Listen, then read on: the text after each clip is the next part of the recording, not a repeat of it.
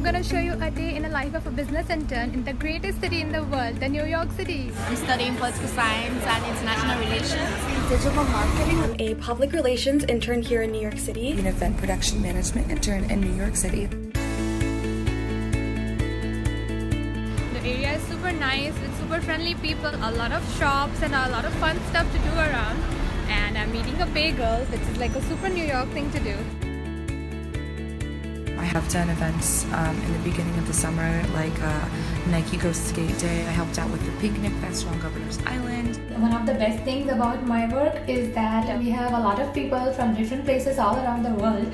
I'm from Russia. And I'm from Italy. And I'm from Korea.